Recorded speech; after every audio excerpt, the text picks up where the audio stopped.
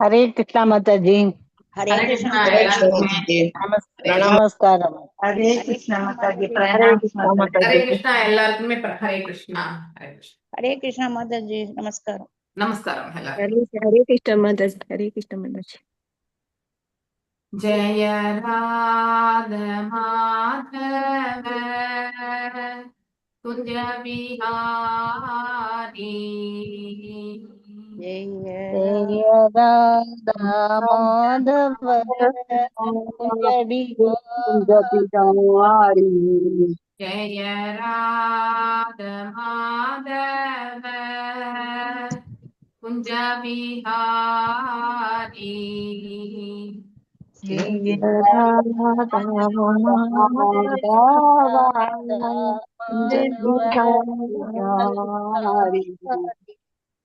जय गोपी जनवल्लभा गिरिवरधारी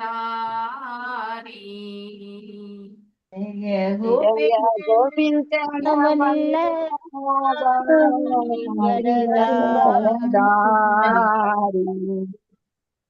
जय गोपी जनवल्लभा गिरिवरधारी जय गोविंद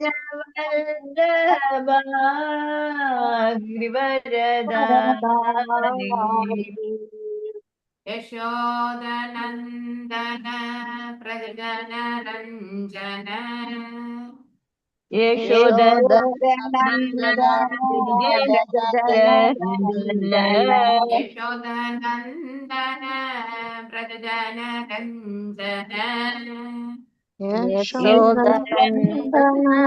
प्रजनरञ्जन यमुनतीरावनचारी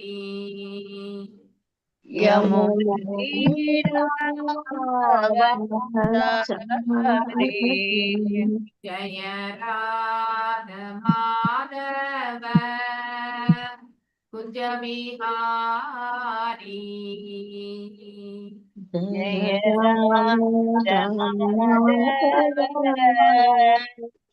बिहारी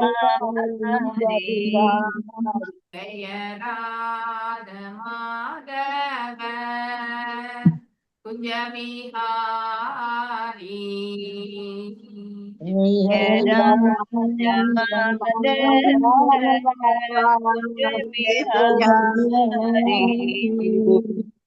हरे कृष्णा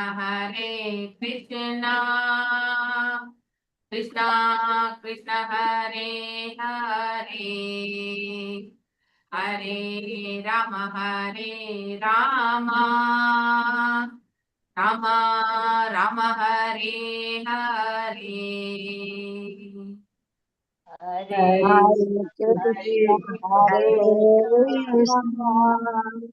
कृष्णा हरे हरे हरे राम राम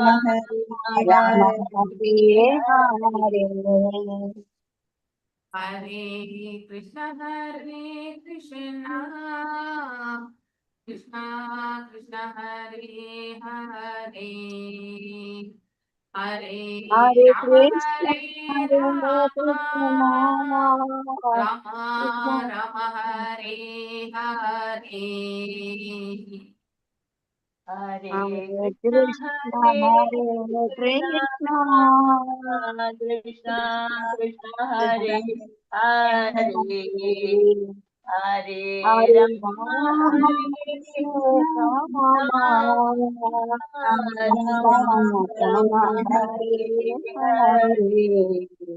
ஹரே கிருஷ்ணா எல்லாருக்கும். ஓம் நமோ பகவதே வாசுதேவாய. Om Namo Om Namo Bhagavate Bhagavate Vasudevaya. Vasudevaya. ஓம் நமோ பகவதே வாசுதேவாய. Om Om Namo Namo Om Namo Bhagavate Bhagavate Vasudevaya. Vasudevaya. ஓம் நமோ பகவதே வாசுதேவாய. Om Om Namo Namo Bhagavate Bhagavate Vasudevaya. Vasudevaya. நாராயணம் நமஸ்கிருத்யா Narayana Namaskrityam. நரம் செய்வ நரோத்தமம் Naram Naram Chaiva Narottamam. தேவீம் சரஸ்வதிம் வியாசம் Devi Devim Saraswatim Vyasam. ததோ ஜெயம் உதீரயேத் Tato Jayam Udirayet. நஷ்டப்ராயேஷு ஆபத்ரேஷு Nashtaprayeshu நித்யம் பாகவத சேவையாம் Nityam Nityam Bhagavata Sevaya. பகவத்ய உத்தம ஸ்லோகே Bhagavata Uttama Sloke. பக்தேர் பவதி நைஸ்திகே. Bhakti Bhakti இப்ப இன்னைக்கு நாம எத்தனாவது ஸ்லோகம்? 58 ஸ்லோகமா எடுக்கணும். இது எடுத்துட்டுமா? 65 60 முடிச்சிட்டோம் மாதாஜி. 60க்கு மேல 65 மாதாஜி. 66 அது மட்டும்தான் மாதாஜி. 65 தான். ஓகே 66. ஓகே. நான் அது கூட சொன்னேன். ஒரு பச்சாரி நாபத்தான காமன் இருந்த பார்வைக்கு அவன் பலியானான். சென்டென்ஸ் நல்லா இல்லை அப்படின்னு சொல்லி, அதனால 66 மத்த. Okay fine. ஃபைன். நீங்க வாசிக்க வேண்டியது 66. ஆனா நான் சொல்ல வேண்டியது சொல்ல வேண்டியது 65 மாதாஜி. 65. ஓகே.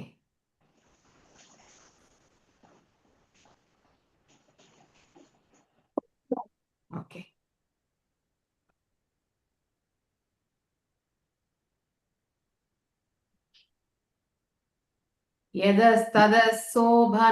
சோபனின்யே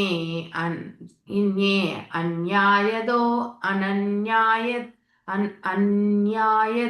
அந்நியாயதோ தனம் சோ பபாராஷ்யः குடும்பின்யாய குடும்பம் மந்ததீரயம். எஸ் பிரேம மாதாஜி வாசிங்க. இதோ வந்துட்டேன். ஹரே கிருஷ்ண மத்தாஜி. ஹரே கிருஷ்ண. யதஸ்ததஸ்சோபன்யः சோபனியோ சோபன்யேன்யாயதோ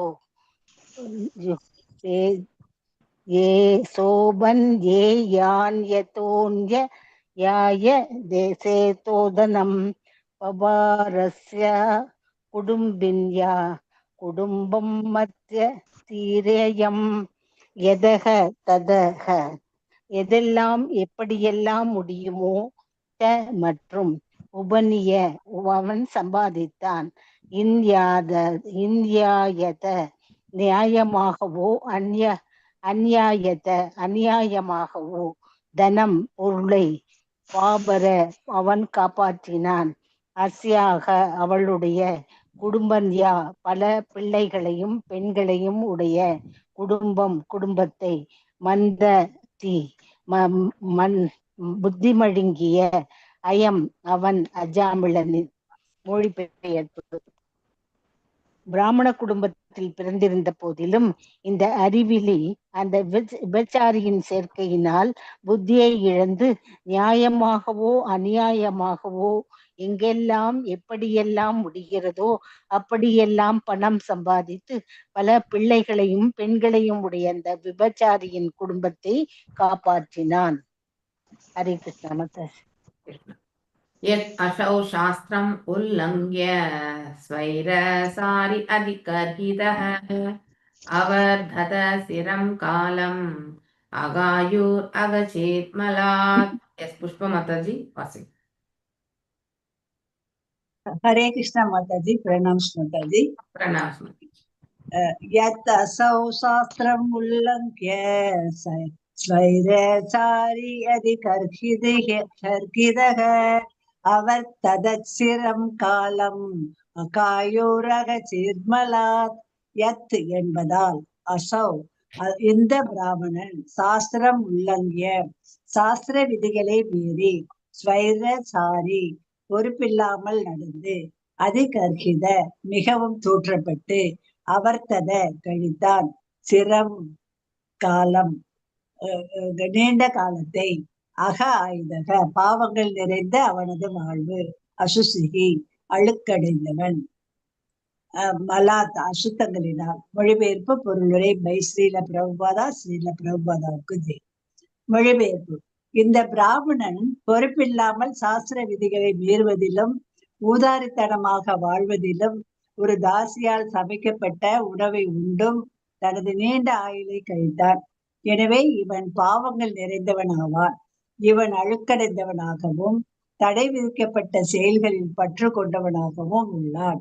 பொருளுரை: சுத்தமில்லாத பாவமுள்ள ஒரு ஆணால் அல்லது பெண்ணால் சமைக்கப்பட்ட உணவு, குறிப்பாக ஒரு விபச்சாரியால் சமைக்கப்பட்ட உணவு மிகவும் கெடுதல் விளைவிக்க கூடியதாகும். அஜாமிலன் அத்தகைய உணவை உண்டதால் யமராஜனின் தண்டனைக்கு உட்பட்டவன் ஆவான். Hare Krishna Mataji. Thank you Mataji. Thank you Mataji. Yes Padma Mataji. தத் ஏனம் தண்டபானேஹ சகாசம் கிருத கில்பிஷம் நேஷ்யாமோ அக்ருத நிர்வேஷம் யத்ர தண்டேன சுத்யதி. ஹரே கிருஷ்ண மாதாஜி. தத் ஏனம் தண்டபானேக சகாசம் கிருத்த கில்பிஷம் நேஷ்யாமோ அக்ருத நிர்வேஷம் எத்திர தண்டேன சுத்யதி. ததக ஆகவே, ஏனம் இவனே, தண்டபானே தண்டனை அளிக்கும் அதிகாரமுடைய யமராஜனின், சகாசம் முன், கிருத்த கில்பிஷம் மீண்டும் மீண்டும் பாவச் செயல்களை செய்துள்ளவனும், நேஷ்யாமக நாங்கள் அழைத்து செல்ல போகிறோம், அக்ருத்த நிர்வேசம் பிராயச்சித்தம் செய்யாதவனுமான, எத்திர எங்கு, தண்டேன தண்டனையால், சுத்தியதி சுத்தியடைவான். மொழிபெயர்ப்பு: all glories to Srila Prabhupada. பாவச் செயல்களை செய்தவனும் அதற்கு பிராயச்சித்தம் செய்யாதவனுமான இந்த அஜாமிளனை நாங்கள் யமராஜனிடம் அழைத்து செல்ல போகிறோம். அங்கு இவனது பாவச் செயல்களுக்கு ஏற்ப தண்டிக்கப்பட்டு இவன் சுத்தியடைவான். பொருளுரை: யமதூதர்கள் அஜாமிளனை யமராஜனிடம் அழைத்து செல்வதை விஷ்ணு தூதர்கள் தடுத்தனர். எனவே இத்தகைய ஒருவனை யமராஜனிடம் கொண்டு செல்வது சரியானதுதான் என்று யமதூதர்கள் விளக்கினர். அஜாமிளன் தான் செய்த பாவங்களுக்கு பிராயச்சித்தம் செய்யாததால் தூய்மைப்படுத்துவதற்காக அவன் யமராஜனிடம் அழைத்து செல்லப்படுவதாக இருந்தான். ஒருவன் கொலை செய்யும் பொழுது அவன் பாவமுடையவன் ஆகிறான். எனவே அவனும் கொலை செய்யப்பட வேண்டியவனே. இல்லையெனில் மரணத்திற்கு பின் பல பாவ விளைவுகளை அவன் அனுபவிக்க வேண்டியிருக்கும். அது போலவே யமராஜனால் தண்டிக்கப்படுவதானது மிகவும் வெறுக்கத்தக்க பாவங்களை செய்தவன் தூய்மையடைவதற்கான ஒரு முறையாகும். ஆகவே அஜாமிளனை யமராஜனிடம் அழைத்து செல்வதை தடுக்க வேண்டாம் என விஷ்ணு தூதர்கள் யமதூதர்கள் கேட்டுக்கொண்டனர்.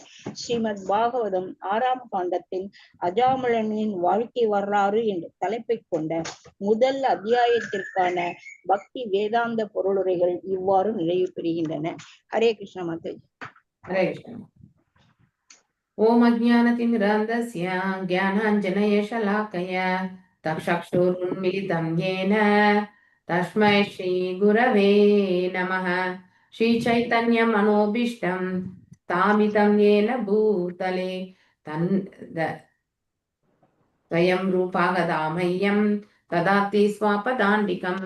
ஹே கிருஷ்ணா கருணா சிந்து தீனபந்து ஜகத்பதே கோபேஷா கோபிகா காந்தா ராதகாந்தா நமஸ்துதே தப்த காஞ்சன கௌராங்கி ராதே பிருந்தாவனேஸ்வரி ரிஷாபானுஷுதே தேவி பிரணாமாமி ஹரிப்ரியே வாஞ்சகல்பதரோப்யஸ்ய கிருபா சிந்தூப்ய ஏவ ச பதீதானாம் பாவனேभ्यो வைஷ்ணவேभ्यो நமோ நமः நமோ விஷ்ணுபாதாய कृष्णप्रेष्ठाय भूतले श्रीमती भक्ति वेदांत स्वामिनिधि नामिने नमस्ते सारस्वते देवी गौरवाणी प्रचारिणे निर्विशेष शून्यवादे पाश्चात देश धारिणे जय श्री कृष्ण चैतन्य प्रभु नित्यानंद श्री अद्वैत गदाधारा श्रीवासादि गौर भक्त वृंदा हरे कृष्णा कृष्णा कृष्णा हरे हरे हरे राम राम राम हरे हरे मूगं करोति वाचालं भङ्गुं लङ्कायते गिरिं यत्कृपातमहं वन्दे परमानंद माधवं श्रीकृष्ण चैतन्य ईश्वरम्. இப்போ நாம 64வது ஸ்லோகம். 64 முடிச்சிட்டோமா? திருப்தி அடைவதற்காக கைவிட்டோம். ஓகே, 64ல இருந்து பார்க்கலாம். தாம் ஏவம் தோஷாயாம். ஸோ எல்லாரும் மியூட்ல இருங்க. ஓகே, நீங்க வந்து எதனா பேசணும்னா அன்மியூட் பண்ணி பேசிட்டு மறுபடியும் மியூட்ல வச்சிருங்க. ஹரே கிருஷ்ணா. பித்ரு ஏனார்த்தேன யாவதா கிராமைர் மனோரமைஹி காமைஹி பிரசீதேத யதா ததா. இப்போ அஜாமிலன் என்ன மாதிரி செயல் பண்ணிட்டு இருக்காம, அவன் வந்து அவனுடைய புலநுகர்ச்சிக்கான அந்த உந்துதல் ஹிருதயத்துல வந்து எழுப்பப்பட்டதால அதை அவனால கட்டுப்படுத்த முடியவில்லை. அந்த விலைமாதுவுடைய அவன் வாழணுன்ற அந்த தீர்மானத்துல வந்து அவன் என்ன பண்றான், அந்த தாசியை கூட தன்னுடைய வீட்டுக்கு வந்து அழைச்சிட்டு வேலைக்காரி ரூபத்துல அழைச்சிட்டு வரான் இல்லையா. ஸோ அவனுக்கு அழகான மனைவியும் அமைய பெறுகிறான். ஆனால் அவன் அதை வந்து அதாவது இந்த தாசியோடு இருக்கக்கூடிய அந்த தொடர்பை அவனால விட முடியவில்லை. ஸோ இவ்வாறு தன் தந்தையிடம் பெற்ற சொத்துக்களை எல்லாம் என்ன பண்றான், பல்வேறு பொருட்களால் ஆன அந்த பொருட்களினால் அந்த தாசியை வந்து திருப்திப்படுத்துறது. ஸோ தாசியை யாராலுமே திருப்திப்படுத்த முடியாது இல்லையா. ஸோ அதாவது அவங்களுடைய தேவைகள் வந்து எப்பொழுதுமே அளவிட முடியாதது. ஸோ இன்னும் இன்னும் வேண்டும் இன்னும் வேண்டும் இல்லையா. ஸோ அந்த ஒரு பாவத்தை கொண்டு அவர்களுடைய அந்த இதை வந்து இவங்களால பொருட்செல்வத்தை வந்து கண்டிப்பா வந்து அவங்கள திருப்திப்படுத்த முடியாது. அதனால்தான் வாழ்க்கையில வந்து நாம புலன்களை வந்து எப்பொழுதுமே கட்டுப்படுத்தணும். இது ஆண் பெண் இருவருக்குமே வந்து இருக்கக்கூடிய ஒரு காமனான ஒரு பண்பு தான். இதை வந்து நாம செவ்வனே நம்ம வந்து எடுத்துட்டு போகணும். ஸோ அப்படின்னா நம்முடைய புலன்களை நாம கட்டுப்படுத்துறதுக்கு பழகணும். ஸோ அதற்கு வந்து நல் ஒழுக்கம் என்பது மிக மிக முக்கியம். அந்த நல் ஒழுக்கத்தை நாம் யாரிடத்திலிருந்து பேணுவோம்? நம்முடைய பெரியோர்கள், ஆன்றோர்கள், சான்றோர்கள், அவர்கள் எடுத்துரைத்த வழியை நாம பின்பற்றும் பொழுது வாழ்க்கையில வந்து அமைதி இல்லையா, நிம்மதி, அதாவது இது ஆனந்தம், இது எல்லாமே வந்து நமக்கு குடிக்கொள்ளும். நாம் எப்போ அந்த வழி தவறி நடக்கிறோமோ ஆட்டோமேட்டிக்கலி நம்ம பௌதிகத்துல வந்து பௌதிக செயல்களை வந்து பௌதிகமாகவே நாம செயல்படுத்துறோம். இப்ப சர்வசாதாரணமா நம்ம இந்த 4 ரெகுலேஷன்ஸுமே வந்து அதாவது உடைந்து போனதுதான் இல்லையா. ஸோ தகாத உறவு என்பது கண்டிப்பாக நிகழ்ந்த வண்ணம் தான் இருக்கிறது இல்லையா. போதை, அதாவது எங்க பாரு மதுக்கடைகள் தான் திறக்கப்பட்டிருக்கு இல்லையா. ஸோ அடுத்து வந்து எங்க பாரு நம்ம வந்து இந்த கசாப்பு கடையும் வந்து திறந்துதான் இருக்கு இல்லையா. ஸோ கசாப்பு கடை தான் ஃபர்ஸ்ட் நம்ம அதை நம்ம யோசிக்கணும் இல்லையா. ஒரு ஜீவனை கொள்வதற்கு நமக்கு உரிமையே கிடையாது. நாம வாழ்வதற்கு எப்படி பகவான் நமக்கு கொடுத்திருக்காரோ அதாவது வாய்ப்பு, அது போல அந்த ஜீவன்கள் வாழ்வதற்குமே வந்து வாய்ப்பு வழங்கப்பட்டிருக்கு. அதற்குள்ள இருக்கிறதுமே பரமாத்மா தான், அதுக்குள்ள இருக்கக்கூடியதும் ஜீவாத்மா தான் இல்லையா. அந்த ஜீவனை இயக்கி கொண்டிருக்கக்கூடியதுதான் பரமாத்மா. இருவருமே இருக்காங்க அதுல. ஓகே, நாம கொல்றதால அந்த ஜீவனுடைய ஆயுட்காலம் வந்து முழுமையடையாமலேயே நாம் என்ன பண்றோம், அதை வந்து அனுப்பிடுறோம். ஸோ அப்படிப்பட்ட ஆத்மாக்கள் வந்து என்ன ஆகும், நம்ம வாழும் காலம் முடிஞ்ச பிறகு நமக்காக காத்துட்டு இருக்கும். நம்மளையும் அதே மாதிரிதான் வந்து கொல்லப்படுவோம். இதுதான் நம்ம நரக உலகத்திலுமே படிச்சிருக்கோம் இல்லையா? சோ நாம மீண்டும் மீண்டும் கொல்லப்படக்கூடிய அந்த வலியும் வேதனையுமே நம்ம நரக உலகத்துல அனுபவிப்போம் இல்லையா? இப்போ இந்த மாமிசம் உண்பதையே நீங்க எடுத்துட்டீங்கன்னா கூட அதை கொல்பவனுக்கு ஒரு பகுதி பாவம் இல்லையா? பெற்றுக்கொண்டு வீட்டுல கொடுக்கிறவனுக்கு ஒரு ஒரு பங்கு பாவம். அதை சமைப்பவங்க சாப்பிடலனாலும் அடுத்தவங்களுக்காக நான் சமைப்பேனே தவிர நான் சாப்பிட மாட்டேன் இப்படி சொல்லக்கூடியவங்க உண்டு. எஸ்பெஷலி அம்மா எடுத்துக்கோங்க. நீங்க அம்மா வந்து வீட்டுல ஆஃப்டர் சம் டைம் தாய் வந்து பாத்தீங்கன்னா she will be the first person வந்து இந்த நான்வெஜ்ஜை விடுறதுல. நீங்க எந்த வீட்லயுமே நீங்க பாருங்க, இது கண்டிப்பா நிகழ்ந்திருக்கும். ஒரு காலகட்டம் வந்த பிறகு தாய் விட்டுருவாங்க, தாயை பார்த்து தந்தையும் விட்டுருவார். சில இடங்களை தந்தை விட்டுருக்கலாம் முதல்ல, ஆனா ஜென்ரலாவே அதை பார்த்து நம்ம வந்து நம்ம பிள்ளைங்களுக்காக செய்யறோம் அப்படின்னு நினைச்சுட்டு செய்யக்கூடியவங்க எல்லாமே உண்டு. ஆனா அவங்களுக்குமே ஒரு பகுதி பிள்ளைகள் செய்யும். I think day before yesterday ஒரு 2 நாளுக்கு முன்னாடி அண்ணண்டி பிரபுஜி சொன்ன ஒரே ஒரு இது பாவம். முன்னாடி கூட நான் உங்களுக்கு சொல்லியிருக்கேன், ஆள்பவனுக்கு பிரஜைகளுடைய 6% பாவம், பிரஜைகள் செய்யக்கூடிய பாவங்கள்ல 6% பாவம் வந்து ஆள்பவர்களுக்கு போய் சேருமா. ஓகே, இப்போ எல்லாருமே இந்த மினிஸ்டர் பொசிஷன்னு, சீஃப் மினிஸ்டர், பிரைம் மினிஸ்டர் இதெல்லாமே இருக்காங்க இல்லையா? அவங்களுக்கு எல்லாருக்குமே நம்முடைய பாவத்துல எல்லாம் ஒட்டுமொத்த இந்த நாட்டுல இருக்கக்கூடிய பிரஜைகளுடைய பாவத்தினுடைய கணக்கு 6% அவர்களுக்கு போய் சேரும். இது சாஸ்திர விதி. ஓகே, அது போல நம்ம பிள்ளைகள் செய்யக்கூடிய பாவங்கள்ல வந்து 50% பெற்றோர்களுக்கு போய் சேருமா. இதை என்என்டி பிரபுஜி கிளாஸ்ல சொல்லும் போது எனக்கு இது பத்தி தெரியாது, ஆனா அவர் சொல்லும் பொழுது எவ்வளவு பெரிய பொறுப்பு. நம்ம பிள்ளைகளை ஈண்டெடுத்து விட்டால் மட்டும் பத்தாது, அவங்கள வந்து நல்வழிப்படுத்த வேண்டிய கடமை நமக்கு இருக்கு. அப்படி நம்மளால நல்வழிப்படுத்த முடியலன்னா நாம பிள்ளைகளை ஈண்டெடுக்க வேண்டிய அவசியமே கிடையாது என்பதை வந்து இந்த பாவத்தினுடைய சதவீதம் நமக்கு அறிவுறுத்துகிறது இல்லையா? we are responsible. தந்தையா இருக்கட்டும் தாயா இருக்கட்டும் இருவருக்குமே பொறுப்புகள் உண்டு இல்லையா? கண்டிப்பும் நல்ல ஒரு ஒழுக்கத்தையும் ஏற்படுத்தி கொடுக்க வேண்டிய பொறுப்பு தந்தைக்கு இல்லையா? சோ அன்பும் அரவணைப்பும் வந்து மற்றும் வந்து நல்ல ஒரு பாதையை வந்து எடுத்துரைக்க வேண்டிய பொறுப்பு வந்து தாய்க்கு. இருவருமே வந்து கடமை ஆற்ற வேண்டும். ஆனா இப்ப இருக்கக்கூடிய காலகட்டங்கள்ல நீங்க பார்த்தீங்கன்னா தாய் தந்தை இருவருமே வந்து வேலைக்கு போறதால இருவராலுமே அந்த பிள்ளைகளை வந்து சரிவர கவனிக்க முடியறதில்லை. அதனால அந்த பிள்ளைக்கு வந்து எங்க அன்பு கிடைக்கிறது என்று எண்ணிக்கொண்டு செல்கிறதோ அந்த இடத்துல வந்து அன்பை பெற்று அவங்களுடைய சகவாசத்துல கிடைக்கக்கூடிய நல்ல ஒழுக்கம், தீ ஒழுக்கம் எல்லாத்தையுமே வந்து அந்த இடத்துல கத்துக்கிறது அந்த குழந்தை. இது நடக்கக்கூடிய ஒன்றுதான். நம்முடைய வீட்டுல வந்து பெரியோர்களையும் நம்ம வந்து எல்லாமே இப்ப நியூக்ளியர் ஃபேமிலி ஆயிடுது இல்லையா?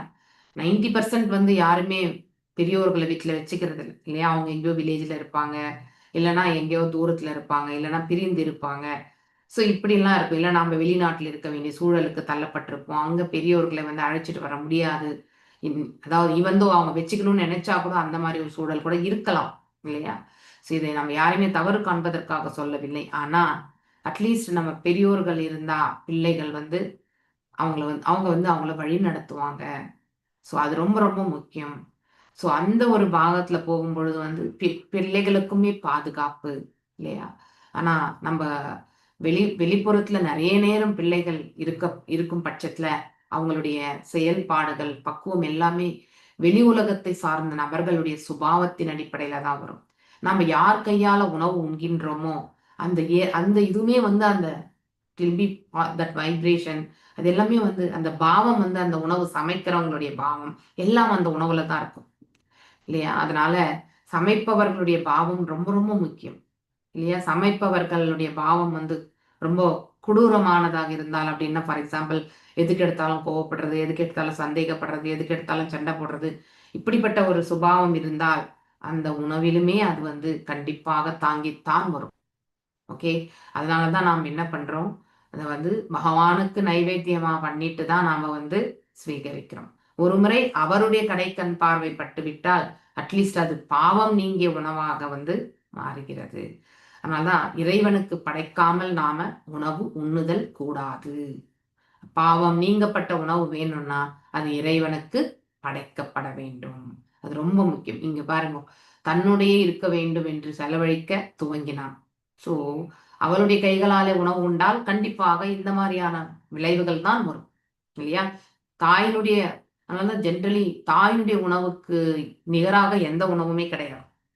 ஏன்னா அந்த தாய் வந்து தன் பிள்ளைகள் ஆரோக்கியமா இருக்கணும், தன் பிள்ளைகள் நல்ல ஒழுக்கத்தோடு இருக்கணும் இல்லையா, நல்ல ஒரு நிலையை வந்து அடையணும், இப்படிப்பட்ட ஒரு மனோபாவத்தை கொண்டுதான் அவள் வந்து உணவு சமைப்பாள் இல்லையா. அதை இறைவனுக்கென்று படைக்கப்பட்ட பிறகு அதை ஸ்வீகரிக்கும் பொழுது அந்த பிள்ளைகளுமே நல்வழியில வந்து இருக்கிறதுக்கான சாத்தியக்கூறுகள் வந்து அதிகபட்சமாக இருக்கும். அதனால எப்பவுமே நம்மளால முடிஞ்சதை வந்து நாம நல்ல ஒழுக்கத்தை வந்து பிள்ளைகளுக்கு சொல்லி கொடுக்கணும். ஸோ நாம சிறு பிராயத்துல எஸ்பெஷலி அந்த 8வது 9வது படிக்கக்கூடிய காலகட்டத்திலிருந்து காலேஜ் ஒரு அந்த இடைப்பட்ட காலம் இருக்கு பாருங்க, அது ரொம்ப ரொம்ப முக்கியமானது. அந்த அந்த காலகட்டங்கள்ல தான் வந்து வழி தவறி போறதுக்கான மார்க்கங்கள் வந்து நிறையவே உண்டு. ஓகே, அதனால நாம பிள்ளைகளை அந்த காலகட்டங்கள்ல நம்முடைய சம்பாத்தியம் முக்கியமா பிள்ளைகள் முக்கியமா என்று நம்ம பார்க்கும் பொழுது அதை கொஞ்சம் சம்பாத்தியத்தை காம்ப்ரமைஸ் பண்ணி நம்ம பிள்ளைகளுடைய எதிர்காலத்தை வந்து நாம எடுத்துட்டு போகணும். So it is our duty, it is our responsibility. Yes, இது வந்து நம்மளுடைய கடமை அப்படிங்கிறது வந்து நாம எடுத்து செய்யணும். அந்த தாசியை திருப்திப்படுத்துவதற்காக அவன் தன் பிராமண செயல்களை எல்லாத்தையுமே அவன் கைவிட்டுட்டான் இல்லையா. அப்போ புண்ணிய காரியங்கள்லாம் எதுவும் செய்யலைன்னா பாவங்கள் வந்து வந்து பெருக ஏதோ ஒரு செயல நம்ம ஈடுபடணும் இல்லையா. ஸோ பாவங்கள் தான் அதிகமா செய்யறான். ஓகே, இவ்வுலகில் மிகவும் தூய்மையான ஒரு மனிதன் கூட ஒரு விலை மகளால் கவரப்பட்டு தன் பொருளையெல்லாம் அவளுக்காக செலவழித்த கதைகள் பல உண்டு இல்லையா. ஸோ இது அதாவது ஏமாந்து போய் ஸோ கடைசியில ரோட்ல வந்து நிற்கிறது, இதெல்லாமே உண்டு. வேசி வேட்டை மிகவும் வெறுக்கத்தக்கதாகும் இல்லையா. ஸோ ஒரு விலை மாதுக்காக தேடி அலைவது என்பது மிகவும் வெறுக்கத்தக்க செயல். அது இட்ஸ் நாட் அதாவது நமக்கே ஒரு அசிங்கம் என்று நினைக்கக்கூடிய செயல் அது ஆக்சுவலி. ஸோ ஏனெனில் ஒரு வேசியுடன் உடலுறவு கொள்ளும் ஆசையானது ஒருவனது நல்ல ஒழுக்கத்தை அழிக்கக்கூடியதும் ஒருவனது உயர்ந்த நிலையை நரகமாக்கக்கூடியதும் ஒருவனது பொருளையெல்லாம் சூறையாடக்கூடியதும் ஆகும். 3 வேலைகள் அது இல்லையா. ஒண்ணு நம்மளுடைய அதாவது கேரக்டர் ஃபர்ஸ்ட், அதுதான் இல்லையா. நம்முடைய கேரக்டர் வந்து கீழே போகும். கேரக்டர் வந்து we lose the character. Okay, அதை ஒரு முறை போனாலும் கூட அவ்வளவுதான். ஓகே, 2வது வந்து நம்முடைய உயர்ந்த நிலையை வந்து நரகமாக்கக்கூடும். நாம ஒரு நல்ல பொசிஷன்ல இருந்தோம்னு வச்சுக்கோங்களேன், ஸோ பவர் பொசிஷன் அப்படிப்பட்டவங்க இந்த மாதிரி செயல்கள்ல இருந்தாங்கன்னா அவங்களை யாருமே சமுதாயத்துல வந்து மதிக்க மாட்டாங்க, இது வெளியில தெரிஞ்சா. மேலும் அந்த வேசி வந்து வந்து சும்மா எல்லாம் இருக்க முடியாது இல்லையா. ஸோ வித் சம் எக்ஸ்பெக்டேஷன் தான் அவங்க வருவாங்க. ஸோ இவங்களை வந்து நடுரோடு கொண்டு வரணும்னாலும் அந்த வேலை வந்து அந்த வேசியால செய்ய முடியும். ஏன்னா இவர் அவங்க இடத்துல வந்து அவங்க மீது வச்சிருக்கக்கூடிய நம்பிக்கை இல்லையா, அவங்களுடைய வார்த்தைகள் மீது வச்சிருக்கக்கூடிய நம்பிக்கை. ஸோ அப்படி இவரிடத்துல இருக்கக்கூடிய எல்லா பொருளையுமே வந்து சுரண்டி வந்து அதாவது சூறையாடக்கூடியதாகும். பொருளெல்லாம் வந்து கவர்ந்து விடுவாங்க. ஸோ இதுதான் ஒரு அதாவது புலனுணர்ச்சிக்கான செயல்ல வந்து நாம போய் அடைப்பட்டோம் என்றால் நம்முடைய நிலை தான். இதையும் தாண்டி ஒண்ணு இருக்கு, அதையுமே வந்து நம்ம இந்த இடத்துல எடுத்துக்கணும். ஸோ நமக்கு வியாதிகள் வந்து சேரும். ஓகே, அந்த வியாதியை வந்து நம்மளால ரெக்டிஃபை பண்ண முடியாது. இந்த வியாதி முன்ன காலத்துல கூட இருந்திருக்கு, ஆனா அதை ஐடென்டிஃபை பண்ணல இல்லையா. HIV சொல்லிட்டு அதை ஐடென்டிஃபை பண்ணல. அந்த வியாதி கண்டிப்பா நம்மள வந்து ரொம்ப நரகமான ஒரு சூழல், எத்தனையோ வெரைட்டிஸ் இருக்குன்னு சொல்றாங்க அதுல. ஸோ அந்த மாதிரி it is very very important to take care வாழ்க்கையில வந்து. ஆனா இந்த 3ம் கண்டிப்பா நடக்கும். ஓகே, இந்த 3 மட்டும் கண்டிப்பா நடக்கும். ஸோ நம்ம நடுரோடு வர்றது வந்து உறுதிதான். மேலும் ஒருவன் தான் மணந்த மனைவியுடன் திருப்தி அடை, அதுக்கு தான் வந்து லைசன்ஸ்டா நமக்கு வந்து திருமணம் என்ற ஒரு பந்தத்தை வந்து ஏற்படுத்தி கொடுத்துருக்காங்க இல்லையா. நமக்கு பௌதிக புலன்கள் இருக்கு, அதையுமே நாம சுகிக்கணும்னு நினைக்கக்கூடிய அந்த உணர்வு நம்ம கிட்ட கண்டிப்பா இருக்கு. அதற்காக தான் அங்கீகாரமாக ஒரு பெண்ணை பார்த்து திருமணம் செய்து நம்ம ஒரு குடும்ப கிரகஸ்தரா பக்குவமடைந்த ஒரு கிரகஸ்தரா வாழணுன்றதுக்கான ஒரு ஏற்பாட்டை வந்து ஏற்படுத்தி வர்ணாசிரம தர்ம பிரகாரம் நமக்கு வந்து அறிவுறுத்தப்பட்டிருக்கு. ஸோ இவ்வழியிலிருந்து சிறிது விலகினாலும் அது பெரு நாசத்தை விளைவிக்கும் 100% இல்லையா. ஸோ இருவருமே ஒருத்தருக்கு ஒருத்தர் வந்து நம்பிக்கை கொண்டு இல்லையா, தங்களுடைய செயல்களை வந்து இருவரும் மத்தியில வந்து நேர்மையாகவும் இல்லையா, அடுத்து வந்து ஓப்பன்னஸ் என்ன சொல்லுவாங்க அதுக்கு, வெளிப்படையாகவும் இருக்கணும் இருவருக்கும் உள்ள. அப்பதான் அந்த குடும்பத்துல வந்து இருவர் மத்தியில வந்து நம்பிக்கை என்பது ஸ்திரப்படுத்த முடியும். இல்லைன்னா நம்மளால ஸ்திரப்படுத்த முடியாது. ஒரு முறை யார் பெண்ணாக இருந்தாலும் சரி, ஆணாக இருந்தாலும் சரி, அவருடைய அதர் கவுண்டர் பார்ட் மேல அவங்களுக்கு வந்து டவுட்டோ இல்ல அவங்க சொல்லக்கூடிய வார்த்தைகளோ நம்பிக்கை இல்லைன்னா அங்கேதான் விரிசல் என்பது ஆரம்பமாகும். அது சிறிய விஷயமா இருக்கட்டும், பெரிய விஷயமா இருக்கட்டும் இல்லையா. அதன் பிறகு அவங்க டைவர்ஸ் என்ற பெரிய ஒரு நிலையில போய் நிற்பாங்க. ஓகே, அவன் இப்பொழுதெல்லாம் கிருஷ்ணவாருடைய கிரகஸ்தன் இதை எப்பொழுதுமே நினைவில் கொள்ள வேண்டும். ஆட்டோமேட்டிக்கலி நம்ம செய்யக்கூடிய தவ வாழ்க்கையா இருக்கட்டும், நம்ம செய்யக்கூடிய பக்தி தொண்டு எல்லாமே நமக்கு இந்த பக்குவத்தையும் ஞானத்தையுமே நமக்கு பகவான் உள்ளுக்குள்ள இருந்து கொடுப்பார். ஓகே, ஸோ அவன் எப்பொழுதும் ஒரு மனைவியுடன் திருப்தி அடைந்து ஹரே கிருஷ்ணா மகா மந்திரத்தை ஒழிப்பதன் மூலம் அமைதியுடன் வாழ வேண்டும். ஸோ அமைதி இருக்கணும் ரொம்ப இல்லையா. எனக்கு தான் வாய் இருக்குன்னு நம்ம பேசக்கூடாது, எனக்கு தான் வந்து சாப்பிட முடியும்னு நிறைய சாப்பிடக்கூடாது. ஓகே, என்னாலதான் வந்து எல்லாம் செய்ய முடியும்னு நம்ம வந்து பேராசை கொள்ளக்கூடாது. அது நமக்கு மிக கடினமான ஒரு சூழ்நிலையை உருவாக்கி கொடுக்கும். அதனால நமக்குன்னு கொடுத்த பகவானுடைய கிருபையால் எனக்கு ஒரு மனைவி, எனக்கு கணவர், என்னுடைய பிள்ளைகள், என்னுடைய சம்பாத்தியம், நான் செய்யக்கூடிய செயல்கள் மற்றும் பகவானுக்கு பக்தி தொண்டு என்ன பண்றேன், பௌதிகத்துல நான் எப்படி என்னுடைய செயலை ஏற்படுத்திக்கிறேன், இதெல்லாம் வந்து நம்ம வந்து நல்ல பிளான் பண்ணி நம்ம வந்து எக்ஸிக்யூட் பண்ணணும். அப்போ நம்மளை பார்த்து நம்ம பிள்ளைங்களுமே கத்துப்பாங்க. சைலண்டா கத்துக்கக்கூடிய செயல்கள் எல்லாமே உண்டு இல்லையா. ஸோ நாம அடுத்தவங்களுக்கு நீ போய் பேசாதுன்னு சொல்லிட்டு நாம போய் பேசணும்னா அது தவறு. அதையே பார்த்துட்டு இருக்கக்கூடிய குழந்தை கண்டிப்பா இது என்னது, இது அப்பா இப்படி சொல்றாரு, அப்பா இப்படி பேசுறாரு அப்படின்னு யோசிப்பார் இல்லையா. ஃபர்ஸ்ட் நாம ஃபாலோ பண்ணணும், அதன் பிறகு பிள்ளைகளை வந்து அந்த மார்க்கத்துல எடுத்துட்டு போகணும். அப்போ அந்த குடும்பம் வந்து நிம்மதியோடும் பேரானந்தத்தோடும் இருக்கும். ஆனா அவ்வாறு இல்லைன்னா அந்த குடும்பம் வந்து மிக மிக கடினமான ஒரு நிலையில தான் செயல்படும். ஸோ இங்கே எஸ் எஸ் பிரபுஜி, நீங்க எதை சொல்ல வரீங்க? ஹரே கிருஷ்ணா. ஒன்றும் இல்லை, சின்ன ஒரு வீடியோ ஒன்று போட்டிருந்தான். ஓகே, ஆர்டிஆர்ஸா ஒர்க் பண்றாரு அவங்க அப்பா. சின்ன பாப்பா, அது 5வது படிக்குது. அது எந்தெந்த பேப்பர்ல பணம் இருக்குதோ அந்த ஃபைலெல்லாம் கையெழுத்து போட்டு போறாரு. பணம் இல்லாத ஃபைலெல்லாம் தூக்கி போட்டுறாரு தனியா. அதுக்கு பிறகு இந்த பாப்பா மார்க் லிஸ்ட் எடுத்து வச்சு வைக்குது கையெழுத்து போடுறதுக்கு அவங்க அப்பா கிட்ட. ஒரு 3 சப்ஜெக்ட் கம்மியாகுது மார்க், ஃபெயில் மார்க். தூக்கி விசாரிச்சுறாரு. திரும்பி ஃபைல் பார்த்துனே இருக்கிறாரு. அந்த அம்மா ஜாமெட்ரி பாக்ஸ் திறந்து ஒரு 30 பைசா காசு இருந்தது, அதை எடுத்து அந்த அம்மா மார்க் ஷீட்ல வச்சு வைக்கிறாங்க அப்பா கிட்ட. வச்சுத அந்த ஆள் அப்படியே ஓன்னு அழுது குழந்தைய கெட்டியா பிடிச்சிக்கிறாரு. எவ்வளவு பெரிய தப்பு பண்றோம் பாரு நம்ம அப்படின்னு. அதான் ரியலைஸ் பண்றது.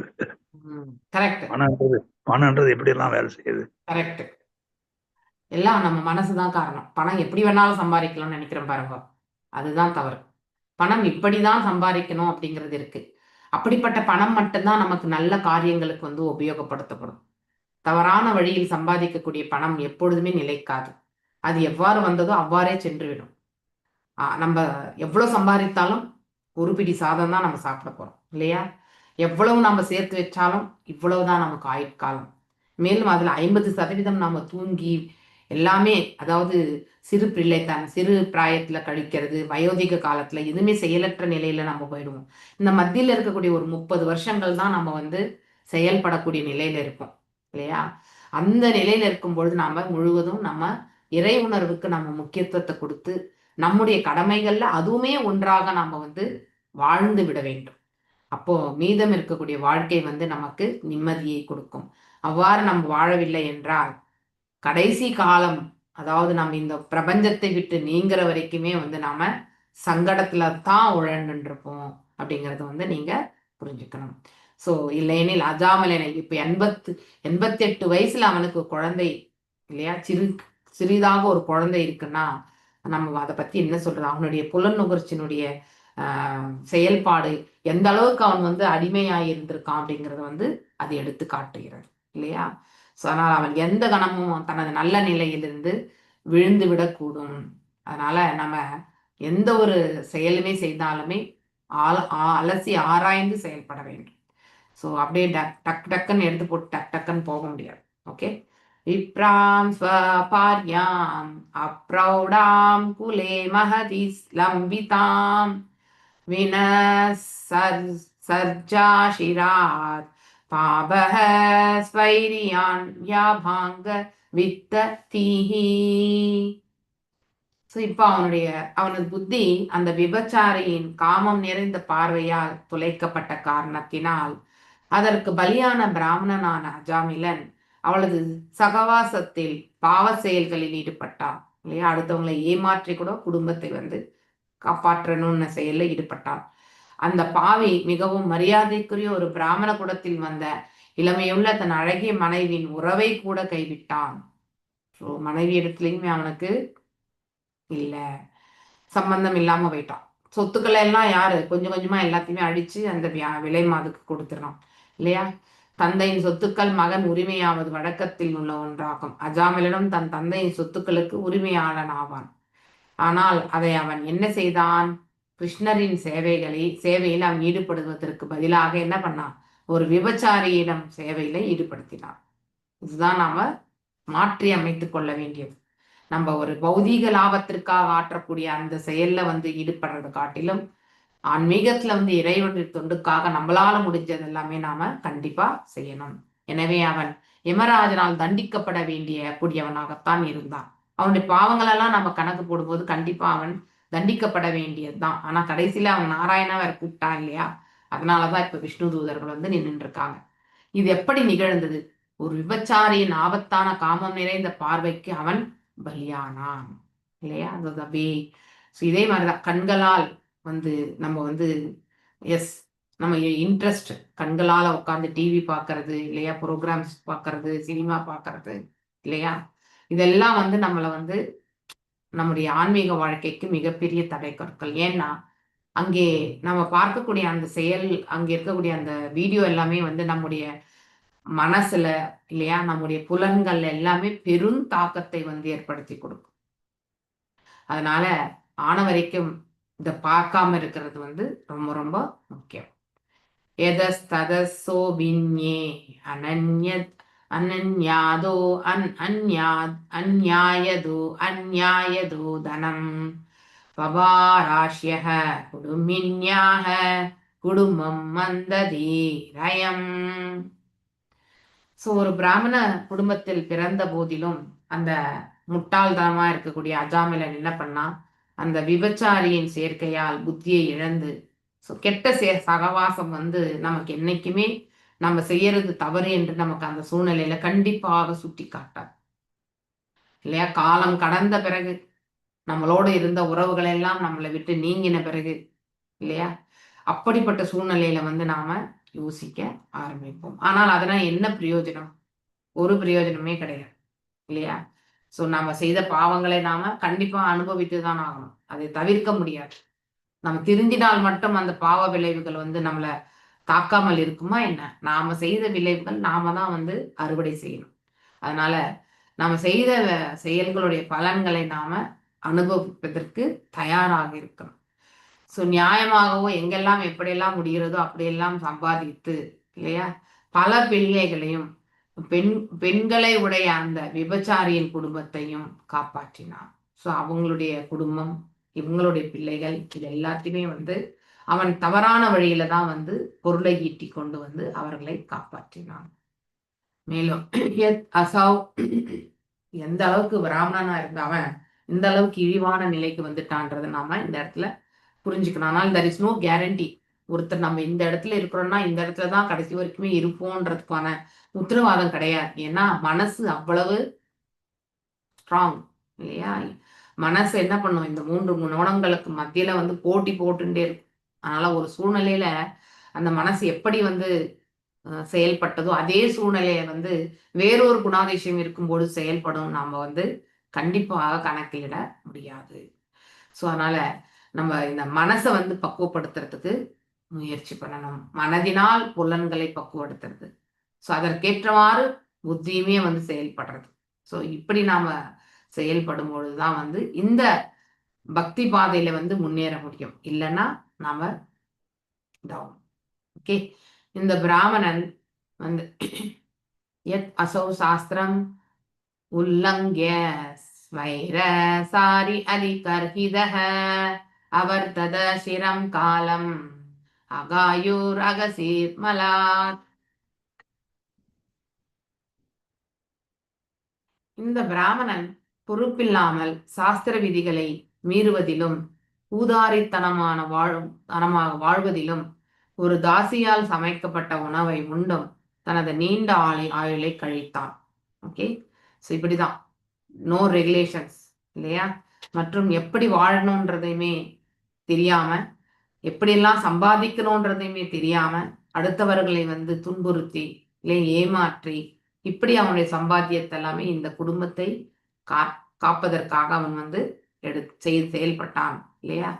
மேலும் அந்த வேசி செய்த அந்த உணவை உண்டதால அவனுடைய பவித்திர தன்மையுமே சென்று விட்டது இல்லையா. முன்னாடி அவன் செய்து கொண்டிருந்த அந்த தவ வாழ்க்கை மாதிரி இருந்த அந்த பிராமண இது வந்து அதனுடைய சுக்குருத்தி எல்லாமே அவன் வந்து இழக்க ஆரம்பிச்சான். ஒருவன் அழுக்கடைந்தவனாகவும் தடை விதிக்கப்பட்ட செயல்களையும் பற்றுக்கொண்டவனாகவும் உள்ளான். ஸோ இதுதான் அவனுடைய இது இல்லையா, அழுக்கு அடைந்தவனாகும். ஸோ ஆல்ரெடி அவன் உள்ளத்திலேயுமே ஃபர்ஸ்ட் அழுக்கு, அதுக்கப்புறம் தான் வெளிப்புற தோற்றம். நம்ம எல்லாம் எப்படி டெமான்ஸ்ட்ரேட் பண்றோம், ஒருத்தரை பார்த்தோன்னே இவங்க வந்து எப்படிப்பட்ட பாவன் ஓரளவுக்கு நமக்கு சொல்ல முடியறதுன்னா அவங்க எப்படி அவங்களை பிரசன்ட் பண்றாங்க அதை பொறுத்துதான் இல்லையா. சுத்தம் இல்லாத பாவமுள்ள ஒரு ஆணால் பெண்ணால் சமைக்கப்பட்ட உணவு, குறிப்பாக ஒரு விபச்சாரியால் சமைக்கப்பட்ட உணவு மிகவும் கெடுதல் விளைவிக்கக்கூடியதாகும். அதனால்தான் நமக்கு எல்லாமே என்ன சொல்லியிருக்காங்க, நீ வந்து ஆஃபர் பண்ணிட்டு சாப்பிடு. ஓகே, அதுதான் ரொம்ப முக்கியம். நம்ம எப்பவுமே இறைவனுக்கு வந்து படைத்தல் இல்லையா, அவருக்கு தொண்டு புரிந்து படைத்தல், அதன் மூலம் அந்த உணவை நாம வந்து உண்டோம் என்றால் பாவம் நீக்கப்பட்ட உணவு அது நமக்கு நல்ல ஒரு பாதையை வந்து ஏற்படுத்தி கொடுக்கும். அவ்வாறு இல்லாமல் இந்த மாதிரியான உணவு வகைகளை நாம் சாப்பிட ஆரம்பித்தால் மிக மிக கடினமான ஒரு சுபாவத்தை தான் நாம வந்து பெறுவோம். ஓகே, குறிப்பாக ஒரு விபச்சாரியால் சமைக்கப்பட்ட உணவு மிகவும் கெடுதல் விளைவிக்கக்கூடியதா. ஏன்னா அந்த பாவம் இருக்கும். அப்ப நாம எங்க திருந்தல் இல்லையா. இப்ப நம்ம ஸ்விக்கி ஜொமாட்டோல வாங்கி சாப்பிட்றோம் இல்லையா. இந்த ஸ்விக்கி ஜொமாட்டோல வரக்கூடிய இந்த உணவு வந்து எந்த சமயத்துக்கு சமைக்கப்பட்டது இல்லையா. தெர் உணவு எத்துக்குள்ள சாப்பிடணுன்றது எல்லாமே நம்ம பகவத்கீதையில படிச்சிருக்கோம். சமைத்த பிறகு 3 மணி நேரம் அது வரைக்கும் அது அதனுடைய ஃப்ரெஷ்னஸ் எல்லாமே இருக்கும், அதுக்குள்ள நாம சாப்பிடணும். ஓகே, ஸோ அதுவும் வந்து சாத்விகமான உணவை சாப்பிடணும். இதெல்லாம் தான் நம்மளை வந்து பந்தப்படுத்தாது. ஸோ இல்லைன்னா நாம் உண்ட உணவு பாவப்பட்ட உணவு, அந்த உணவுனால நாம மீண்டும் வந்து கட்டுண்ட நிலையில வந்து அதாவது தள்ளப்படுவோம். ஸோ அதனால மீண்டும் மீண்டும் இந்த இடத்துல பிறந்துட்டே இருப்போம், வாழ்வும் மடிவும் பிறப்போம். இது வந்து நடந்த வண்ணமே இருக்கும். ஸோ மேலும் அஜாமிலன் அத்தகைய உணவை உண்டதால் யமராஜனின் தண்டனைக்கு வந்து உட்பட்டவன் ஆகிறான். எஸ் இல்லையா. ஸோ இப்ப தண்டனை வந்து யமராஜன் வந்து கண்டிப்பா இவன் பெறணும். இல்லைன்னா அவன் செய்த பாவங்கள் எல்லாம் யார் கழிப்பாங்க? யாருடைய பாவத்தையும் புண்ணியத்தையும் பாவன் ஏத்துக்கிறது கிடையாது. பாவ விமோசனம் என்ன கொடுக்குறார், அதுவுமே ஒரு தூய பக்தருடைய அனுகிரகத்தால வந்து கிடைக்கப்பெறுகிறது இல்லையா. தத் ஏனம் தண்டபானேஹ சகாசம் கிருத கில்பிஷம் நேஷ்யாமோ அக்ருத நிர்வேஷம் யத்ர தண்டேன சுத்யதி. பாவ செயல்களை செய்தவனும் அதற்கு பிராயச்சித்தம் செய்யாதவனுமான இந்த அகாமிலனை நாங்கள் யமராஜனிடம் அழைத்து செல்ல போகிறோம். அங்கு இவனது பாவ செயல்களுக்கு ஏற்க தண்டிக்கப்பட்டு இவன் சுத்தி அடைவான். அப்படின்னா சுத்தம் அடைகிறது. Okay, purification. தண்டனை கொடுத்தா பியூரிஃபிகேஷன். இதுதான் பௌதிக உலகத்தினுடைய கோட்பாடு. ஓகே, ஸோ ஆன்மீகத்துல எப்படின்னா இறை தொண்டு ஒன்றுதான் நீங்கள் ஆற்ற வேண்டியது. அதை செய்தால் அதுதான் மிகப்பெரிய தண்டனை. இறை தொண்டு தண்டனை என்று எடுத்துக்கொண்டா நமக்கு இறைப்பணி மட்டும்தான். ஆனா அது பர்மனண்டான ஒரு சொல்யூஷன் இல்லையா. ஸோ அதை ஒரு முறை நாம் ருச்சித்து விட்டால் அதை விட்டு நாம கண்டிப்பா விலக மாட்டோம். ஆனா பௌதீக உலகத்துல வழங்கப்படக்கூடிய தண்டனை அது மீண்டும் மீண்டும் இந்த உலகத்துல பிறவி ஏற்படுத்தக்கூடிய அத்தகைய செயலை போன்றது. ஸோ நாம நித்தியமான ஒரு தீர்வு காணணுமா, இல்ல டெம்பரரியா இருக்கக்கூடிய சொல்யூஷனை தேடி போனோமா? இதை நாம தான் டிசைட் பண்ணணும். யமதூதர்கள் அஜாமிலனை யமராஜன் அழைத்து செல்வதை விஷ்ணு தூதர்களிடத்துல வந்து தடுத்தனர். அதை எடுத்து செல்வதை அவங்க தடுத்தாங்க. எனவே இத்தகைய ஒருவனை யமராஜன் கொண்டு செல்வது சரிதான் என்று யமதூதர்கள் வந்து விளக்கினார்கள். இந்த எக்ஸ்பிளனேஷன்லாம் அவங்க தான் கொடுத்தாங்க. அஜாமிலன் தான் செய்த பாவங்களுக்கு பிராயச்சித்தம் செய்தால், பிராயச்சித்தம் என்பது என்ன இல்லையா? ஸோ பிராயச்சித்தம், முதன்மை பிராயச்சித்தம் எப்படி இருக்கணும்? மனசளவுல ஃபர்ஸ்ட் நாம செய்த தவறை நாம் உணரும்.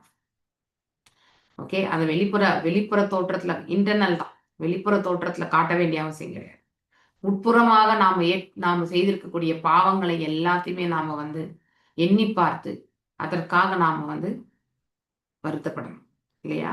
ரெண்டாவது, நம்ம என்ன பாவங்கள் செய்திருந்தாலும் இல்லையா, நமக்கு நற்கதியை கொடுக்க வல்லது பகவானுடைய புகழாரங்கள் இல்லையா? அதை நாம வந்து செய்தோம் என்றால் இந்த பாவ விளைவுகளிலிருந்து நாம வந்து அதாவது ஸ்லோவா தான் நடக்கும் இந்த ப்ராசஸ் இல்லையா? ஒருத்தருடைய பாவம் எவ்வளவுன்றது அந்த ஜீவன் எத்தனை பாவங்கள் செய்தது என்பதை பொறுத்து தான், எந்த மாதிரி பாவங்களை செய்தது என்று பொறுத்து தான் அவங்களுடைய தண்டனையே வந்து நிர்ணயிக்கப்படுகிறது இல்லையா? ஸோ அப்போ அந்த காலகட்டங்கள் வரை நாம ஒண்ணுமே பண்ண முடியாது. நம்ம பாவத்தை குறைக்கிறதுக்கான இது வந்து ஸ்ரவணம், கீர்த்தனம், ஸ்மரணம், இது வந்து நாம கண்டிப்பா செய்யணும். ஸோ மகாமந்திர ஜபம் ஒன்றே நமக்கு வந்து எத்தனை ஜென்மாந்திர பாவங்கள்ல இருந்து நம்மளை வந்து விடுதலை செய்யும். ஆனா அந்த மகாமந்திர ஜபத்தையே வந்து எல்லாராலையுமே சொல்ல முடியுமான்னு கண்டிப்பா கிடையாது. Okay, it's very very tough. அஜாமிலன் செய்த பாவங்களுக்கு பிராயச்சித்தம் செய்யல. இங்க இந்த மாதிரி நம்ம எங்க படிச்சோம்? கிருஷ்ணா புக்ல சொல்லுங்க. அங்கேயுமே வந்து பிராயச்சித்தத்தை பத்தி சொல்லப்பட்டோம். அங்கே பரிஷித் மகாராஜ் பேசுவார். ஆக்சுவலி அவர் சொல்வார், இந்த அதாவது கிறிஸ்டியன் ரிலிஜன்ல நீங்க எடுத்துட்டீங்கன்னா அவங்க வாரமெல்லாம் பாவத்தை செய்து வாரத்தினுடைய கடைசி நாள் வந்து பாவ மன்னிப்பு கேட்டுப்பாங்க இல்லையா? அதை கேட்ட பிறகு மீண்டும் அடுத்த நாள்ல இருந்து பாவத்தை வந்து சேர்க்க ஆரம்பிப்பாங்க. ஸோ அது தவறு இல்லையா? மேலும் வந்து இது ஒண்ணு. ரெண்டாவது வந்து தான் செய்த தவறை உணர்ந்து நான் வந்து எதையோ ஒண்ணு செய்யறேன், இந்த கடவுளுக்கு இது செய்யறேன், அந்த கடவுளுக்கு இது செய்யறேன் அப்படின்னு சொல்லிட்டு நம்முடைய மன திருப்திக்காக அந்த மாதிரி நாம செய்யறது, இது பிராயச்சித்தம் என்ற பெயர்ல. ஆனா உண்மையிலே இது பிராயச்சித்தமானா கிடையாது. உண்மையான பிராயச்சித்தம் நம் ஹிருதயத்திலிருந்து வரணும். நாம் செய்த தவறை நாம வந்து ஏற்றுக்கொள்ளக்கூடிய அந்த பக்குவத்தில் இருக்கணும். ஓகே, அதன் பிறகுதான் நாம வந்து அதாவது திருத்தொண்டு புரிந்து அதுதான் உண்மையான பிராயச்சித்தம். ஓகே, திருத்தொண்டு, இறைவனுக்கு தொண்டாற்றுவது என்பதுதான் உண்மையான பிராயச்சித்தம். அந்த செயல்ல தான் நாம வந்து ஈடுபடணும். That is very important. So பிராயச்சித்தம் என்பது நம்ம கம்யூனிசம், சோசியலிசம் மாதிரிலாம் கிடையாது. ஓகே, எல்லா இசம்ஸுமே வந்து தூக்கி நம்ம குப்பத்தொட்டியில போட்டுட்டு வெறுமனே கேவல பக்தி மட்டும்தான் நாம செய்யணும். அஜாமிலன் தான் செய்த பாவங்களுக்கு பிராயச்சித்தம் செய்யாததால் அவனுக்கு தெரியாது, ஃபுல் அறியாமை இல்லையா? விலைமாதோடு இருந்தா அவனுடைய மூளை எப்ப வேலை செய்யும் இல்லையா? தூய்மைப்படுத்தப்படுவதற்காக அவன் எஜமானிடம் அழைத்து செல்லப்படுவதாக இருந்தான். அங்க போனா நரக உலகங்களை போட்டு அங்கே அவனுக்கு வந்து தண்டனைகள் என்பது வழங்கப்படும். ஸோ எனவே அவனும் கொலை செய்யப்பட வேண்டியதுதான். இதுதான் அந்த மிருகங்கள் வந்து காத்துட்டு இருக்குமா. எங்க படிச்ச நம்ம பிருத்து மகாராஜ்லயா படிச்ச நம்ம பிராச்சீன பரிஷத் இல்லையா? பிராச்சீன பரிஷத் அடுத்து வந்து அந்த புரஞ்சனி ஸ்டோரிக்கு முன்னாடி இல்லையா? யாரு? பிரச்சேத்தாக்களுடைய தந்தை தான் வந்து யார் இவர்? ஆக்சுவலி பிராச்சீன பரிஷத். அவர் வந்து பலன் கருதும் செயல்கள் தான் செய்துட்டு இருந்தார் இல்லையா? அவங்க யக்னங்கள் வளர்த்துட்டு இருந்தார். அந்த யக்னத்தினுடைய புண்ணியங்கள் தனக்கு வரணும்னு நினைச்சுட்டு வளர்த்துட்டு இருந்தார். ஸோ அதற்காக வந்து இந்த பலி எல்லாமே அவர் வந்து கொடுத்திருக்கார். அப்போ யார் அவருக்கு வந்து எடுத்துரைக்கிறது? நாரத மகர்ஷி சொல்வார் இல்லையா? பிராச்சீன வருஷத்துக்கு அங்க பார், அவருடைய திவ்ய திருஷ்டியில காட்டுவார். நீ கொன்ன ஒவ்வொரு விலங்குமே பாத்தீங்கன்னாக்கா மேல உனக்காக காத்துட்டு இருக்கு. ஸோ அந்த விஷனை வந்து பிராச்சீன பரிஷத் பாக்குறார் இல்லையா? பார்த்துட்டு அதுக்கப்புறம் தான் ஸோ நீ அவங்கள கொன்னதால அவர்கள் உன்னை கொள்வதற்காக காத்துட்டு இருக்கா. ஓகே, ஸோ தட்ஸ் நம்ம என்ன செய்யணுமோ அது நமக்கு அதுதான் கிடைக்கும். அப்படி பார்த்தா இங்க இப்ப இருக்கக்கூடிய தேசத்துல எத்தனை கசாப்பு கடைகள்ல எத்தனை பேர் இந்த செயலை செய்து அவங்க எத்தனை முறை அவங்க கொல்லப்பட வேண்டும்? That is big question mark actually. Okay, எறும்புக்கு கூட நாம வந்து தீங்கு இழைக்கக்கூடியது அதாவது கொல்வதற்கான உரிமை வந்து நமக்கு கிடையாது. ஓகே. ஆனா அதுக்காக நமக்கு ஏதோ ஒரு விலங்கு நம்ம தாக்க வருதுன்னா நம்மள தற்காப்பு செய்யக்கூடாதுன்ட்டு கிடையாது. That is only allowed as per shastra. Okay. நாமளே தேடி போய் ஒரு ஜீவனை வந்து இம்சிக்க கூடாது. அது மிகப்பெரிய பாவம். ஓகே. மேலும் ஆகவே அஜாமிலனை யமராஜன் அழைத்து செல்வதை தடுக்க வேண்டாம் என்று இந்த இடத்துல வந்து யமதூதர்களுக்கு வந்து விஷ்ணு தூதர்களை பார்த்து யமதூதர்கள் வந்து சொல்கின்றனர். ஸோ இதோட இந்த 6ஆம் காண்டத்தினுடைய முதன்மை அத்தியாயம் அஜாமிலன் வாழ்க்கை வரலாறு என்ற தலைப்பை கொண்ட இந்த முதல் அத்தியாயம் நிறைவு பெறுகிறது. பக்தி வேதாந்தருடைய பொருளுரைகள். ஸோ நெக்ஸ்ட் முன்னுரை பார்க்கலாம். அஜாமிலன் விஷ்ணு தூதர்களால் விடுவிக்கப்படுதல். இப்போ இந்த வரைக்கும் அஜாமிலன் வந்து அவனுடைய ஹிருதயத்தில் இருக்கக்கூடிய ஆத்மாவை வந்து பிடுங்கணும் இல்லையா? அந்த செயல்ல தான் யார் ஈடுபட்டு இருந்தது? ஆக்சுவலி யமதூதர்கள். அந்த வலியும் வேதனையில அவன் மயங்கி இருந்தான் ஆக்சுவலி. ஓகே. அதனாலதான் நீங்க மரணிக்கும் தருவாயில படுத்திருக்கக்கூடிய ஒருத்தருடைய செயல்களை நீங்க பார்த்தீங்கன்னா அவங்க வந்து நல்ல ஒரு சுவாதீன நிலையில இருக்கிறது வந்து மிக மிக குறைவு. ஓகே. அப்படி போகக்கூடியவங்க கூட உண்டு. ஓகே. அதாவது சில சமயத்துல அகால மரணம் நிகழுது இல்லையா? அப்ப நம்ம சுவாதீனத்தோடு தான் இருப்போம் இல்லையா? அதாவது கான்சியஸோட தான் இருப்போம், நம்ம உணர்வு கொண்டு தான் இருப்போம். ஸோ மேலும் வந்து நார்மலா தூங்கிட்டே காலையில எழும்போது மரணித்திருக்காங்கன்ற கண்டுபிடிச்சு, அதாவது எல்லா பொறுப்புகளையும் முடிச்ச ஒருத்தர், தன்னுடைய பிள்ளைகளுக்கெல்லாம் செயல்பாடு என்னெல்லாம் பண்ணணுமோ அதெல்லாம் முடிச்ச ஒருத்தர் இல்லையா? ஸோ தன்னை வந்து அட்லீஸ்ட் பக்தியில ஏதோ ஈடுபடுத்திட்டு இருந்தாலோ இல்லை ஈடுபடுத்தலைன்னாலும் கூட சில பேருடைய மரணம் வந்து நித்திரையிலேயே நிகழ்கின்றதுன்னு சொல்லுவாங்க. காலையில போய் எழவே இல்லையேன்னு பார்க்கும் பொழுது அவங்க வந்து மரணித்திருப்பார்கள். ஸோ இதுதான் நாம பார்க்க. ஸோ இப்படி அஜாமிலன் என்ன பண்றான்? இப்ப இந்த 2 பேருக்கு மத்தியில நடக்கக்கூடிய உரையாடலை இப்ப வந்து கேட்க போறோம். இப்ப யமதூதர்கள் வந்து விளக்க உரை கொடுத்தாங்க விஷ்ணு தூதர்களுடைய கேள்விக்கு இல்லையா? எதன் அடிப்படையில் தண்டனை என்பது எல்லாமே நம்ம பார்க்கும்போது அவர்கள் உணர்ந்தறிந்த அந்த நிலையிலிருந்து அவங்க வந்து சொன்னாங்க. அவங்க யாரு? யமதூதர்கள் வந்து சொன்னார்கள். ஸோ இவன் செய்தது எல்லாமே வந்து பாவங்கள் தான். அவனுடைய முதல் பாகம் நல்ல புண்ணியங்களோடு இருந்தான். 2ஆம் பாகம் அவனுடைய வாழ்க்கை வந்து மிகவும் மோசமானது அப்படின்றது வந்து சொல்லப்பட்டிருக்கு. அப்போ அதனால இவனை வந்து அஜாமிலனை வந்து நான் வந்து யமதூதர் இடத்துல அடைச்சிட்டு போவேன், அதனால நீங்க தடுத்து நிறுத்தக்கூடாது அப்படின்னு சொல்லிட்டு யமதூதர்கள் வந்து விஷ்ணு தூதர்கள்கிட்ட சொல்றாங்க. ஓகே.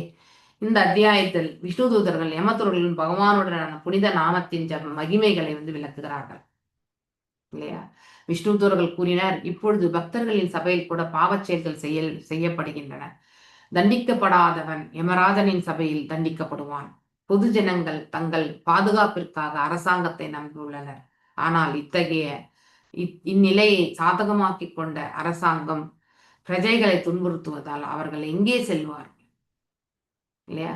அஜாமலை தண்டிக்க அவனை வந்து யமராஜனை அழைத்து செல்ல நீங்கள் முயற்சிக்கிறீர்கள் என்றாலும் அவன் தண்டனைக்குரியவன் அல்ல என்பதை நாங்கள் நன்கு அறிவோம். எஸ், அவனுடைய செயல்கள் எல்லாமே நம்ம வெட்ட வெளிச்சமா தான் தெரியுது இல்லையா?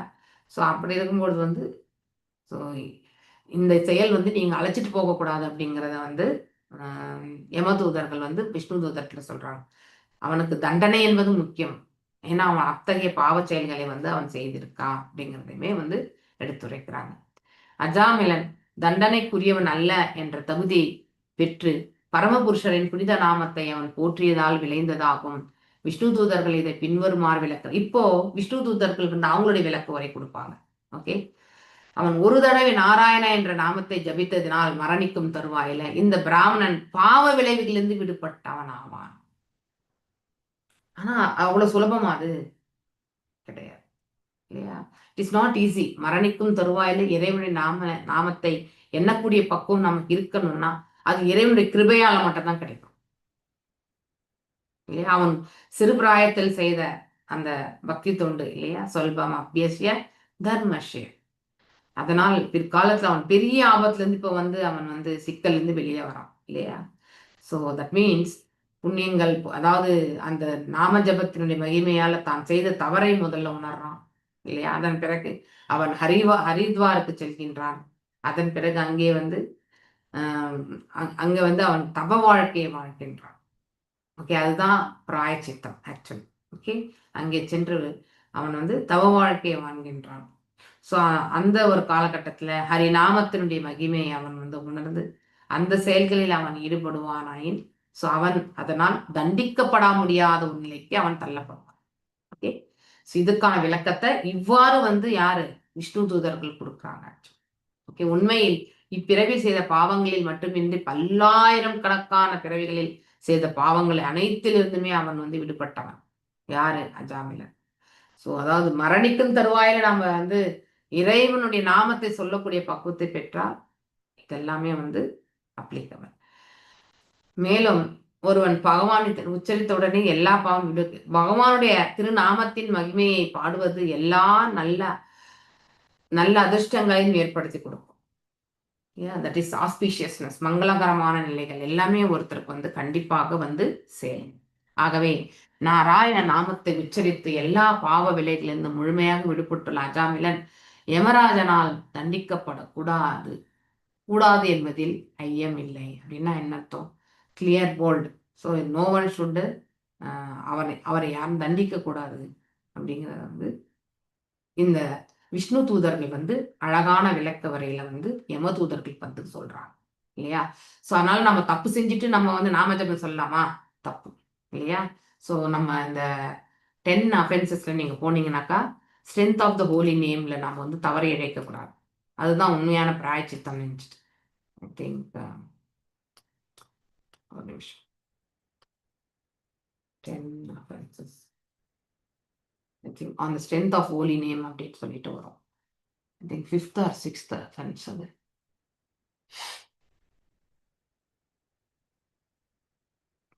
7th to commit sinful activities on the strength of the holy name இல்லையா? பகவானுடைய புனித நாமத்தினுடைய மகிமையால் நாம் என்ன பண்றோம்? அதனுடைய நம்ம இப்போ ஒரு தப்பு பண்ணிட்டு நான் ஒரு 4 நாம ஜபங்களை சொல்லிடுவேன். ஓகே, 4 ரவுண்ட் மாலை சொன்னா எனக்கு இது கவுண்டர் ஆக்ட் அப்படின்னு நினைச்சு பண்றது அது தவறு. அந்த strength of the holy name நம்ம தவறை இழைக்கக்கூடாது.